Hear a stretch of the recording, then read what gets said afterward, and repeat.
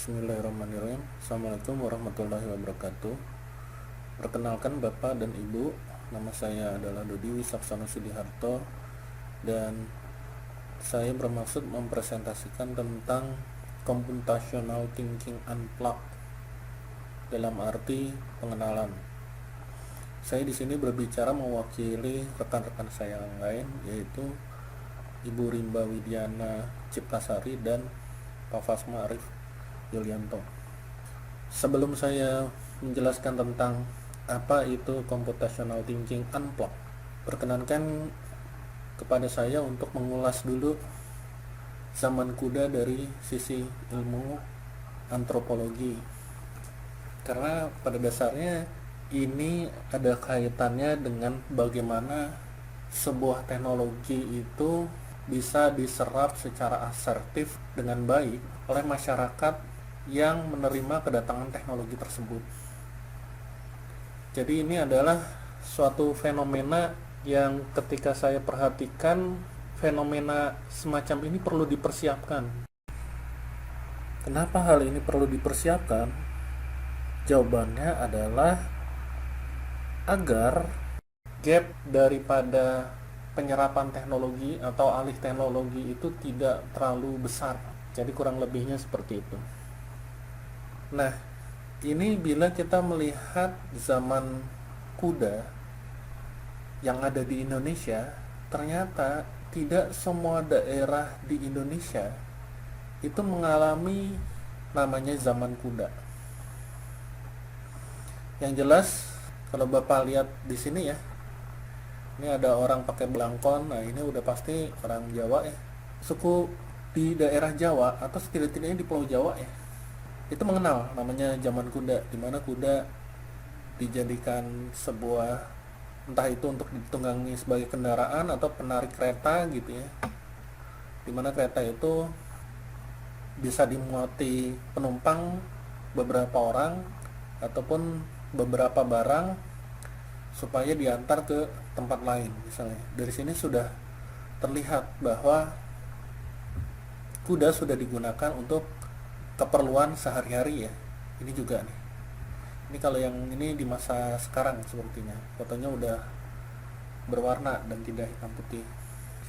Tapi tidak dipungkiri pula ya, ada daerah tertentu di Indonesia yang dia tidak mengenal zaman kuda, di mana kuda tidak digunakan untuk dikendarai, tidak mengenal kereta yang ditarik kuda untuk mengangkut beberapa orang atau barang untuk diantar ke suatu tempat. Itu ada di daerah Indonesia yang tidak mengalami zaman kuda, terutama daerah yang pulaunya kecil-kecil ya. Nah, sebenarnya saya bermaksud mengajak Bapak Ibu untuk kita bersama-sama menjawab pertanyaan berikut ini. Bila ada dua daerah ya, yang satu mengenal apa itu yang diistilahkan secara antropologi zaman kuda, lalu ada juga daerah yang secara antropologi ya, itu didefinisikan sebagai daerah yang tidak pernah mengenal zaman kuda. Tatkala datang teknologi baru seperti mobil beroda 4, dan ada sebuah pertanyaan seperti ini: bangsa atau suku apa yang bersikap asertif dalam menerima teknologi semacam ini? Kira-kira gimana, Ibu Bapak? Jawaban yang benar, apakah suku yang telah mengenal zaman kuda sebelumnya, atau yang tidak pernah mengenal zaman kuda, yang bersikap asertif? Oh iya, ini ternyata mobil atau kendaraan beroda 4 ini bermanfaat ya, menghemat pekerjaan, tenaganya lebih kuat daripada kuda, barang yang diangkut juga bisa lebih banyak gitu. Tentunya kita bisa menebak ya, pasti atau bangsa atau suku yang sebelumnya pernah mengenal zaman kuda. Itu yang tadi yang saya maksudkan, bahwa ada tingkatan tertentu daripada ambang teknologi yang perlu kita persiapkan. Jadi hal ini perlu dipersiapkan oleh para godfather bangsa ini. termasuk kita ya, kalau kita berada di posisi mampu untuk melakukan hal itu. Bagaimana kita mempersiapkan sebuah ambang teknologi agar generasi berikutnya dapat bersikap asertif terhadap teknologi yang akan masuk, karena kita telah menyampaikan sebuah tingkatan tertentu, setidaknya memperkenalkan sebuah ambang teknologi yang tidak membuat gap yang terlalu besar terhadap datangnya teknologi yang mirip namun memiliki kemampuan performansi yang jauh lebih tinggi daripada ambang teknologi yang kita perkenalkan ke generasi berikutnya. Seperti itu. Nah, sebenarnya sebelum kita mulai mengulas ya manfaat daripada computational thinking atau bahaya atau kerugian bila kita tidak menggunakannya, saya akan memperkenalkan dulu kaidah-kaidah computational thinking atau berpikir komputasi ini, supaya ibu-ibu dan bapak-bapak mengenal ya, oh kalau ada parameter setidak-tidaknya satu dari beberapa parameter ini, itu sudah bisa digolongkan pada kaidah-kaidah yang memenuhi unsur computational thinking. Cuman mungkin levelnya bisa berbeda-beda ya. Jadi yang pertama adalah dekomposisi masalah, yaitu memecah masalah menjadi bagian-bagian kecil dan atomik. Yang kedua adalah abstraksi, yaitu melihat ide pokok atau model suatu masalah dan membuat solusi yang cocok untuk menyelesaikannya. Namun ini secara umum saja, secara general, tidak spesifik. Spesifiknya di mana? Di sini. Maka ketiga, eksekusi atau algoritma. Artinya di sini berpikir algoritmik, yaitu dengan menentukan langkah demi langkah sesuai aturan tertentu hingga tercapai suatu solusi dari permasalahan tersebut. Dan yang terakhir, ini disebut-sebut sebagai parameter yang tertinggi, pengenalan pola, yaitu mencoba mengenali pola yang kurang lebih sama atau mirip, yang akhirnya pola ini bisa kita ambil dari pola sebelumnya yang pernah kita implementasikan untuk menyelesaikan problem yang kita kenali. Penyelesaian masalahnya polanya sama dengan yang sebelumnya, seperti itu. Nah, apakah dengan mengenal kaidah-kaidah dari berpikir komputasi ini akan menjadi rumit bagi kita untuk mengajarkannya? Sebenarnya tidak ya Bapak Ibu, apalagi bila itu sudah dimulai diperkenalkan sejak jenjang pendidikan dasar. Karena pada dasarnya ya, kaidah-kaidah ini bisa kita temukan dalam kehidupan sehari-hari, bahkan menyatu di dalam kehidupan sehari-hari ya. Seperti ini ya Bu ya, Bapak. Kenapa sampai ada ide, bagaimana muncul sebuah ide bahwa ternyata kuda tidak perlu hanya sekedar ditunggangi saja yang bisa membawa satu orang, dan perlengkapan yang diperlukan untuk satu orang atau dua orang. Ternyata kalau misalnya ditambahi dengan kereta, bisa lebih dari 2 orang yang dibawa oleh satu ekor kuda.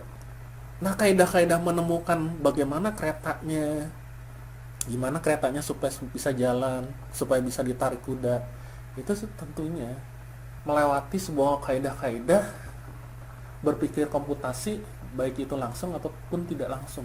Dan ini ditemukan dalam kehidupan sehari-hari. Nah, ini kebetulan saya kasih contoh yang simpel saja ya, yang biasa kita temukan sehari-hari. Misal mobil tidak bisa berjalan. Nah, kalau kita mencoba ya menggunakan kaidah-kaidah yang tadi yang saya jelaskan, ada 4 tuh ya: dekomposisi, abstraksi, eksekusi atau algoritma, dan terakhir pengenalan pola. Nah, kita lihat. Nah, dekomposisi masalah bisa kita mulai dengan mogok itu apakah karena misal mesin rusak, atau ban gembes atau radiator bocor, kan bisa ya, atau bensin habis.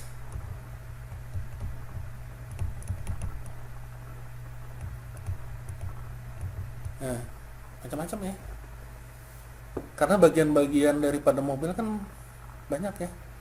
Nah, abstraksi, misal di sini saya mencontohkan, oh ternyata udah ketahuan nih karena bannya gembes, makanya dia nggak bagus jalannya. Nah, abstraksi ban itu seperti apa sih ban? Abstraksi ban, misalnya ban tuh, oh iya ban itu bentuknya gini, ada karet bannya, ada velg, ada murnya gitu ya, ada porosnya, dan biasanya yang sobek itu karetnya. Di sini kan ada saya karet ya, karet sobek gitu, atau ban dalam bolong sehingga perlu ditambal. Nah, kalau udah ketahuan gini, artinya kita benar-benar mengenal abstraksi daripada ban, kalau rusak tuh seperti apa, dan kalau memperbaiki harusnya seperti apa. Nah, berikutnya adalah eksekusi. Eksekusi ini berarti langkah-langkah perbaikan ya. Nah, biasanya kan kalau kalau ban itu gembes dan kita perlu memperbaiki, kita perlu dongkrak ya. Nah, pertama gimana? Yang pertama paling mudah adalah bautnya dilepas dulu, lalu mobilnya dengan dongkrak diangkat, lalu bannya dilepas bersama velgnya, lalu ban luarnya dibuka dan ban dalamnya ditambal. Itu kalau sampai kita bisa menambal bannya. Kalau kita tidak bisa menambal bannya, mungkin cukup bannya aja diganti, termasuk ban dalamnya diganti, lalu dipasang ke velgnya, velg dan ban itu dipasang ke poros mobil lagi gitu ya, lalu bautnya dikencangkan. Setelah bautnya dikencangkan, dongkraknya diturunkan agar mobilnya bisa nampak lagi, bautnya dikencangin lagi biasanya ya, lalu selesai. Nah, itu urutan-urutannya ya. Nah, yang terakhir biasanya adalah berkaitan dengan apakah misal ditemukan yang bocor ban motor, apakah polanya sama, atau ban kereta kuda, apakah polanya sama. Kalau polanya sama, kurang lebih caranya sama. Jadi kita nggak perlu cari-cari tahu yang lain, karena kita sudah mengenal polanya. Oh, kalau ganti ban motor itu mirip dengan ban mobil, sehingga caranya sama dengan cara mengganti ban mobil misal. Tapi kayaknya kalau motor nggak perlu dongkrak ya, biasanya mobil atau truk itu perlu dongkrak, jadi mirip. Nah, jadi tadi kita telah mengenal kaidah-kaidah computational thinking ya. Tapi kalau kita mencoba mengenal computational thinking unplugged itu apa ya? Nah, sebenarnya sebelum ada istilah computational thinking unplugged, sudah ada istilah namanya computer science unplugged. Tapi di sini saya tidak bermaksud mengajarkan tentang computer science ya. Tapi ada hal-hal tertentu dari kaidah-kaidah computational thinking ternyata juga ada di computer science unplugged, sehingga definisi ini masih bisa digunakan, terutama di bagian eksekusi ya, dimana di sini diperlukan algoritma. Nah, biasanya di computer science itu ada istilah algoritma, tapi di computational thinking ini digunakan sebagai bagian daripada kaidah yang ada di computational thinking, sehingga ini juga masih bisa dipakai sebagai sebuah pendekatan istilah bagaimana computational thinking unplugged. Jadi yang dimaksud computational thinking unplugged adalah koleksi daripada berbagai material mengajar berkaitan dengan kaidah-kaidah computational thinking, namun melalui games yang menarik serta puzzle yang bisa digunakan bersama-sama alat bantu lainnya yaitu krayon, kartu, atau media bermain lainnya. Kurang lebih seperti itu kalau kita mencoba mengistilahkan apa itu computational thinking unplugged. Tapi kalau nanti saya akan ajak Bapak dan Ibu ke pembahasan materi berikutnya, di mana di situ ada pembahasan mengenai apa sih yang dimaksud computational thinking unplugged. Sederhananya adalah dengan permainan dan tidak menggunakan komputer, namun kaidah-kaidah yang berkaitan dengan computational thinking tersebut ada dalam penyelesaian permasalahan yang ditawarkan dalam permainan itu untuk diselesaikan. Jadi seperti itu. Bila tadi contohnya adalah tentang mobil mogok, mungkin dari ibu-ibu bisa ada yang protes. Kalau mobil mogok kan contohnya untuk yang laki-laki ya. Sebenarnya bisa juga ya, contohnya itu diambil dari apa yang dilakukan sehari-hari oleh ibu-ibu. Karena sekali lagi, tadi seperti yang saya jelaskan, bahan-bahan yang kita bisa jadikan contoh untuk computational thinking unplugged itu bisa kita temui sehari-hari. Nah di sini contohnya apa? Coba memasak mie instan. Pada dasarnya laki-laki juga suka masak nih. Kalau urusan mie instan saya juga suka. Nah, kita bisa lihat ya sama-sama. Nah, di sini soal yang diambil adalah bagaimana memasak mie instan bila mana bahan-bahan yang disediakan adalah sebungkus mie instan kuah, lalu ada sayurannya, lalu ada juga telur mentah, dan akan menjadi tambahan nilai bila cara memasaknya itu memenuhi cara-cara memasak yang sehat. Tiap-tiap orang tuh bisa beda-beda. Nah ini contohnya ya, bisa kita lihat sama-sama. Kayak mie instan, tapi mau hidup sehat. Nah, gue punya tipsnya untuk masak mie instan yang sehat. Bersama gue Pinjai, yuk tonton video ini sampai habis. Pertama, lihat dulu tanggal kadaluarsanya. Jangan sampai mie yang kalian konsumsi masa expirednya sudah dekat atau bahkan tinggal 1 hari lagi. Itu bahaya loh. Kedua, keluarkan mie dan bumbu-bumbu dari bungkusnya. Masukkan bumbu ke dalam piring atau mangkok.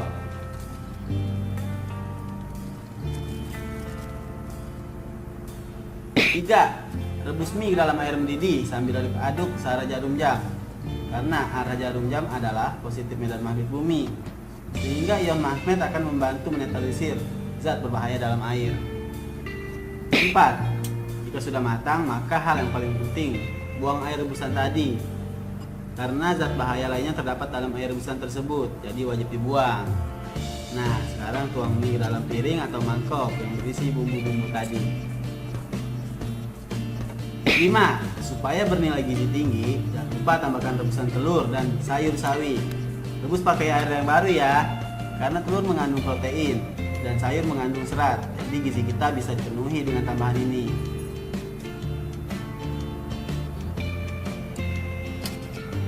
Yang terakhir, air bekas rebusan telur dan sayur tadi kita tuang deh ke piring atau mangkok yang bersih tadi. Udah jadi nih guys nih. Nah itu contoh ya daripada langkah-langkah memasak instan bila terdapat bahan-bahan sebungkus indomie kuah, telur mentah, dan ada juga sayur mayurnya. Nah ini kebetulan saat sosialisasi Gerakan Pandai 2020 soal ini cukup populer ya. Makanya ini saya ulang lagi, soal-soal semacam ini itu dilakukan tanpa menggunakan komputer, namun kaidah-kaidah berpikir komputasi ada di dalamnya dan dijadikan soal. Kebetulan soal yang di sini kaitannya adalah memasak indomie, namun bahannya hanya indomie goreng dan telur mentah. Nah ini saya akan sampaikan videonya. Bapak dan Ibu coba kalau lihat yang sebelumnya, ini cuma ada 8 langkah dan yang ini ada 17 langkah. Nah lihat tuh, ada peserta didik yang kalau dikasih soal computational thinking unplugged tentang bagaimana memasak indomie goreng, itu ada yang sampai 17 langkah. Tapi di satu sisi yang lain, peserta didik ada yang hanya menulisnya 8 langkah. Kalau di soal-soal semacam ini, yang paling penting adalah bagaimana kita bisa berdiskusi dengan peserta didik kita dan menganalisa sama-sama bagaimana tentang proses pencapaian solusi dari memasak mie instan tersebut. Justru itu yang penting. Nah, ini nanti akan saya jelaskan di diagram kue ya, atau pie chart tentang harapan daripada peserta didik ya, tatkala mereka mempelajari computational thinking. Tapi kita lanjutkan dulu video berikut ini. Gitu ya. Siapkan panci, didihkan air, buka bungkus mie. Nah, buka bungkus mie instan yang tadi nggak ada ya. Ini lebih detail gitu ya langkah-langkahnya. Masukkan mie ke dalam air mendidih, tunggu sampai mie matang. Terus buka bungkus bumbu kering, tuang bumbu kering ke piring. Detail sekali ya. Buka bungkus kecap, tuang kecap ke piring. Buka bungkus minyak, tuang minyak ke piring. Nah, ini lucu nih. Buka bungkus sambal jika mau. Gitu ya. Tuang sambal ke piring jika mau. Tiriskan mie. Taruh mie di piring, aduk mie dengan bumbu. Letakkan telur di atas mie. Gitu ya. Nah, Bapak dan Ibu, kalau misalnya kita mau lihat gitu ya, sebenarnya di langkah yang ke-5 dan ke-6 itu juga ada yang lucu. Apa iya kita mau membuka bungkus bumbu itu harus nunggu mie-nya matang? Biasanya gimana? Enggak kan, minimal biarin aja gitu ya, matang sendiri aja dia, terus kita bisa siapin yang lain gitu ya. Nah, terus kalau langkah ini kita teruskan, apa yang terjadi Bapak dan Ibu? Jadi setelah kita punya mie yang cantik gitu ya di atas piring gitu, mie yang sudah menggiurkan itu, nah terus di langkah 17 letakkan telur di atas mie, yang jadi ada telur mentah di atas mie. Gitu kan Bapak dan Ibu, nggak dibilang dimasak loh telurnya. Tadi kan di awal dibilang apa? Modalnya kita cuma punya sebungkus Indomie, telur mentah, dan kita tidak dibilang telur mata sapinya udah disiapkan. Gitu. Nah, Bapak dan Ibu, mungkin dari kasus Indomie, ya kasus yang sederhana sehari-hari dekat dengan kehidupan kita, gitu ya, kita bisa lihat bahwa untuk membuat Indomie aja tuh ada proses decomposition. Misalnya ada 2 langkah besar di sini, yaitu untuk menyiapkan mie-nya sendiri dan untuk menyiapkan telurnya. Nah, setelah itu setiap langkah-langkah yang kita tulis di sini itu kita sedang mempraktekkan algoritma. Bagaimana kita menuliskan langkah-langkah untuk penyelesaian masalah, gitu Bapak dan Ibu. Nah, beberapa kali kami datang ke sekolah-sekolah untuk memperkenalkan computational thinking, kami mendapatkan pertanyaan yang cukup sering ditanyakan tuh yang ini. Nah, tidak semua murid saya mau masuk jurusan informatika loh, buat apa belajar computational thinking, gitu ya. Terus nanti kalau kita mengajarkan computational thinking, anak-anak makin kecanduan sama gadget dong, kan pakai komputer. Nah, computational thinking ini tidak selalu berkaitan dengan informatika. Computational ini tidak mau membuat manusia menjadi robot, tidak mau membuat manusia menjadi komputer, gitu ya. Ini ini adalah sebuah proses berpikir, gitu ya. Terus nanti tentang gadget gimana? Nah, computational thinking ini bisa dipelajari fully unplugged gitu ya, atau anggaplah tanpa komputer, dan juga bisa dipelajari dengan menggunakan komputer. Tadi contoh belajar menggunakan computational thinking menggunakan Indomie itu jelas nggak pakai komputer gitu ya Bapak dan Ibu, itu dilakukan di dapur gitu. Nah, itu ya. Ini yang tadi saya katakan akan disampaikan penjelasan yang sederhana apa sih yang dimaksud dengan computational thinking unplugged, yaitu belajar soal-soal permainan yang hakikatnya masih menggunakan kaidah-kaidah berpikir komputasi namun tidak menggunakan komputer. Coba kita balik ya ke pertanyaan yang ini, tapi kita modif pertanyaannya sedikit supaya Bapak dan Ibu bisa mulai memahami manfaat daripada mempelajari kaidah-kaidah berpikir komputasi meski itu tidak menggunakan komputer. Jadi bila pertanyaan yang ini, bila ada 2 orang anak, yang satu pernah melakukan permainan berpikir komputasi meski tidak menggunakan komputer, sedangkan yang satu lagi adalah seorang anak yang tidak pernah sama sekali melakukan permainan atau hal-hal yang berhubungan dengan berpikir komputasi.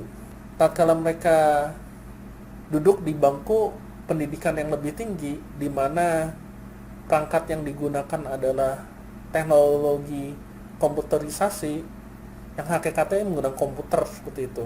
Anak yang mana yang akan bersikap asertif dalam menerima teknologi semacam ini? Nah, ini yang saya katakan, meskipun bisa jadi di tempat bapak dan ibu sarana komputer belum lengkap untuk bisa diberikan kepada peserta didik di tempat bapak ibu, atau lab komputer juga belum ada. Tapi bukan berarti mekanisme yang berkaitan dengan kaidah-kaidah berpikir komputasi itu tidak bisa diberikan. Seperti yang tadi yang saya katakan, pada hakikatnya hal-hal yang berkaitan dengan kaidah-kaidah berpikir komputasi itu melekat dalam kehidupan sehari-hari dan bisa dijadikan sebuah kasus yang bisa dieksplor oleh baik oleh kita maupun oleh peserta didik. Sehingga harapannya yang tadi yang saya sampaikan, agar saat mereka duduk di tempat pendidikan yang lebih tinggi, mereka dapat bersikap asertif lantaran gap ambang teknologi yang pernah didapat dalam pengalaman mereka itu tidak terlalu lebar. Seperti itu. Setelah ini, saya bermaksud menjelaskan apa kerugian seseorang atau pelaku yang tidak terbiasa atau membiasakan diri untuk berpikir komputasi. Sebab, seperti yang tadi yang saya sampaikan, pada dasarnya ini adalah sebuah hal yang seharusnya kita lakukan sehari-hari. Namun sebelum itu, saya bermaksud bercerita dahulu tentang latar belakang mengapa saya menjadi begitu tertarik untuk menyebarkan prinsip-prinsip yang berkaitan dengan berpikir komputasi ini. Awal mulanya adalah ketika saya mencoba mengajak beberapa anak di bangku sekolah dasar yang saya lihat saat itu bermain-main, dan saya berpikir daripada mereka bermain-main gak karuan, saya ajak untuk belajar semacam flowchart.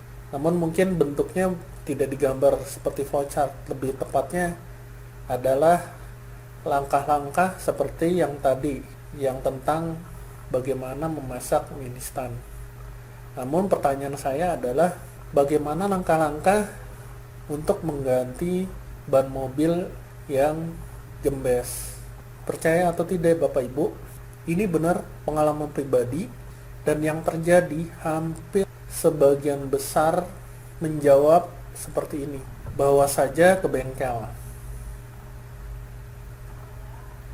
Saya sempat merenung cukup lama, kenapa kok bisa hampir sebagian besar menjawabnya seperti ini. Sampai saya menyadari mungkin antara dua. Yang pertama adalah mereka memang tidak terbiasa atau membiasakan diri, atau mungkin dilatih pelan-pelan untuk terbiasa atau membiasakan diri berpikir komputasi. Itu satu. Yang kedua, nah ini yang saya khawatirkan, bisa jadi ini adalah cara berpikir yang termanipulasi oleh siapa? Oleh iklan. Karena di sini banyak banget iklan yang bisa jadi iklan tersebut saringannya tuh nggak bagus gitu, dan itu ditelan aja oleh anak-anak yang usianya masih sangat dini sekali. Nah, ini berbahaya sekali. Nah, kalau misalnya kita berbicara lebih lanjut, ini juga semuanya adalah pengalaman pribadi ya Bapak Ibu, yang saya asumsikan menjadi sebuah bahaya akibat tidak memiliki kemampuan berpikir komputasi. Maksudnya begini, seseorang bisa jadi dia tuh sangat jago berhitung, namun ketika dia mengambil sebuah abstraksi karena tidak terbiasa atau membiasakan diri, dia akhirnya tidak sanggup membuat abstraksi terhadap permasalahan yang dia hadapi. Dan ini terjadi. Contoh yang pertama, ini cerita dari seorang teman. Mungkin karena kejadian bawa saja mobil ke bengkel itu yang jawaban kebanyakan anak-anaknya, saya akhirnya banyak bercerita kepada teman-teman yang lain. Ternyata ada kisah-kisah juga yang seperti itu. Nah, salah satu contohnya adalah yang seperti ini. Dan ini benar-benar terjadi ya. Seorang anak jago berhitung. Berhitungnya dengan apa? Dengan menggunakan sempoa. Misalnya 10 tambah 7. Dia udah bisa nyebut tuh 17. Tapi ketika anak itu ditanya mana yang lebih besar, angka 10 atau angka 7, dia tidak bisa menjawab mana yang lebih besar dari dua angka itu. Dan ini terjadi. Ini yang kedua, tingkatannya lebih tinggi lagi, duduk di perguruan tinggi. Mahasiswa IP-nya bagus, kalau lulus mungkin lulus 3,5 tahun gitu. Pas sidang TA, berhitung dengan rumus oke. Namun ketika dia mengambil kesimpulan dari grafik hasil perhitungannya, dia tidak bisa mengambil sebuah kesimpulan dari sebuah nilai yang paling optimal dari hasil perhitungan yang dia dapat. Ini kenyataan. Kayaknya bagus, hasil perhitungannya tepat, tapi tidak bisa mengambil kesimpulan. Nah, ini yang paling bawah. Bahkan di tingkat security engineer ya, berarti ini udah bukan mahasiswa lagi, udah profesional. Di instansi keamanan negara, terperdaya hanya dengan pendekatan social engineering. Social engineering itu bukan technical engineering, intinya mah gitu. Sehingga informasi penting rahasia negara bocor. Nah, mungkin yang terakhir ini bisa dilihat, salah satu contohnya ini, film Snowden tahun 2016. Ini menarik juga nih. Coba lihat ya, Bapak Ibu. Mas Snowden ini kan yang membawa lari informasi rahasia negara ya, lewati security yang ketat, tapi dia nggak perlu harus menembusnya dengan teknik-teknik hacking. Dia juga nggak perlu bawa senapan dar, tapi dia bisa membawa pergi informasi penting. Tapi coba lihat Bapak Ibu ya, seperti ini. I feel like I'm made to do this, and if I don't do it, then I don't know anybody else that can. Nah, lihat ya Bapak Ibu, sekilas ada yang aneh nggak? Saya rasa dari cuplikan tadi kayak nggak ada yang aneh. Dia keluar aja lewat mesin pemindal, lolos. Tapi coba perhatikan sekali lagi ya, yang ini tayangannya dari awal. Really wrong, and I can't ignore it. I just want to get this data to the world. Nah, setelah informasi di copy di SD card-nya itu ditaruh di kubik yang merupakan permainan. Coba perhatiin ya. Kubiknya dilempar ke penjaga security. Dianya sendiri I'm lewat made to do this, mesin and if I pemindal. don't, Tapi kubiknya itu tidak lewat mesin pemindal. do it, then Dimainin sama penjaganya. Setelah si Mas Snowden itu lolos dari mesin pemindal, mainannya diambil sama si Snowden. Sehingga mainannya ini lolos tanpa sensor mesin pemindal. I don't know anybody Nah, else. akhirnya si Mas Snowden-nya pergi begitu saja sambil membawa informasi yang sebenarnya disembunyikan di permainan kubik tersebut. Nah, yang waktu dia melempar ke penjaga security-nya, itu kan pendekatannya sebenarnya social engineering. Nggak perlu penjaga security-nya itu diancam pakai senapan atau lainnya. Hanya seperti itu. Dan ini terjadi ya. Nah, ini lanjut ya cerita yang lain lagi. Yang ini adalah hasil disertasi seorang calon mahasiswa doktor. Kalau nanti Bapak Ibu membaca apa yang saya sampaikan di link ini. Ternyata dari hasil penelitiannya, namanya Yin Yin Lu, seorang wanita ya. Brexit itu sampai terjadi kasusnya di mana ada sebuah negara yang akhirnya memutuskan memisahkan diri dari konsorsium yang telah berdiri lama ya, bersama dia dan negara lainnya. Ternyata salah satu keputusannya adalah berdasarkan cuitan Twitter yang populer. Apakah masyarakat kebanyakan negara tersebut menginginkan memisahkan diri dari konsorsium itu atau enggak? Ternyata banyak agen-agen rahasia dari Rusia itu memberikan cuitan agar seakan-akan cuitan itu berasal dari negara yang ingin memisahkan diri dari konsorsium tersebut. Ini yang lebih lanjut ya, yang kasusnya udah perang intelijen ini. Tapi nggak usah yang susah-susah deh. Ini, kalau Bapak Ibu mengenal istilah divide et impera, itu kan sebuah metode yang dipakai oleh bangsa yang pernah menjajah negara kita, di mana akhirnya raja-raja bisa diadu domba dan mereka akhirnya dijajah. Nah, ini kan sebenarnya adalah yang tadi yang saya sampaikan, cara berpikir yang mudah dimanipulasi.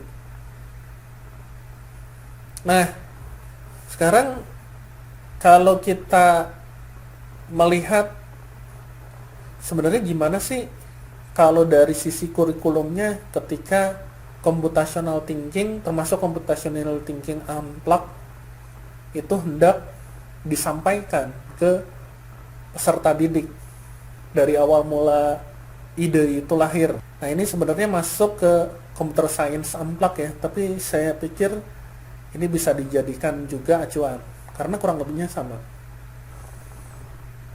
Jadi pada dasarnya banyak hal saling tumpang tindih antara ide dengan praktik. Seperti kreativitas, apakah itu ide, sedangkan membuat sesuatu itu adalah praktik. Tapi bisa juga dikatakan abstraksi adalah ide, sedangkan membuat abstraksinya adalah praktik. Nah, akhirnya semakin berkembang itu kurikulum tentang computer science unplugged, atau di sini kita asumsikan sebagai computational thinking unplugged, di mana kurikulum itu melihat pada akhirnya abstraction sebagai ide utamanya, dan akhirnya masalah abstraksi ini ditekankan juga dalam konteks pemrograman. Nah, ini yang sebelumnya saya ceritakan, ingin saya sampaikan ke Bapak Ibu sekalian. Ada dua pie chart ya. Pie chart pertama adalah harapan daripada ketika prinsip-prinsip computational thinking unplugged ingin disampaikan. Jadi awalnya inginnya tuh hal-hal yang berkaitan dengan programming bobotnya besar. Yang kedua, yang warna coklat ini ya, memberikan impact atau efek yang besar. Nah, ini yang berikutnya adalah abstraksi ya. Tapi ketika itu di-deliver ke para peserta didik dan kemudian disurvei hasilnya, ternyata kebanyakan dari mereka menginginkannya adalah masalah yang berkaitan dengan, nah ini, creating computational artifact. Jadi nggak mesti selalu berkaitan dengan programming, tapi ada hal-hal atau artefak-artefak komputasi yang bisa diciptakan. Ternyata itu yang diinginkan, yang utama. Yang kedua adalah apa? Nah ini kolaborasi, atau mungkin setingkat lah dengan nah ini ya, analyzing problem dan artifact, kurang lebih sama lah gitu. Jadi setelah creating yang ini nih, antara dua ini, yang berikutnya baru adalah tentang abstraksi.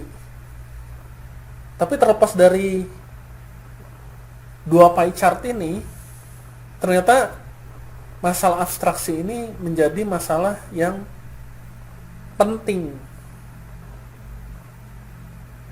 Coba bayangkan ibu-ibu ya, bapak-bapak, bagaimana seorang anak SD menjawab ketika ada pertanyaan bagaimana mengganti ban mobil yang gembes, sampai jawabannya kebanyakan adalah bawa saja ke bengkel. Artinya bisa jadi belum apa-apa abstraksinya itu bukan ke bannya dulu, tapi langsung ke bengkel. Bahkan mungkin bannya itu ada ban dalam, dia nggak tahu. Seperti itu, karena abstraksinya nggak nyampe. Padahal dari kaidah-kaidah berpikir komputasi, abstraksi itu baru salah satunya. Tapi untuk sampai abstraksinya aja belum nyampe. Nah ini ya yang tadi saya sampaikan. Pie pertama mempresentasikan teks dari material kurikulum. Tapi pie yang kedua ini justru datang dari ekspektasi peserta didik ketika menghabiskan waktunya terhadap permainan berpikir komputasi tanpa komputer atau computational thinking unplugged. Terakhir, ini saya mencoba membaca summary terhadap apa-apa yang ingin saya sampaikan kepada Bapak Ibu. Yang pertama adalah kaidah-kaidah berpikir komputasi pada dasarnya sangat sering ditemui dalam kehidupan sehari-hari, sehingga mudah mencari contoh kasus untuk transfer knowledge berkaitan dengan berpikir komputasi, termasuk secara khusus yaitu computational thinking unplugged pada peserta didik. Yang kedua adalah kesadaran untuk memahami dan terbiasa menggunakan kaidah-kaidah berpikir komputasi, khususnya di sini adalah computational thinking unplugged, adalah penting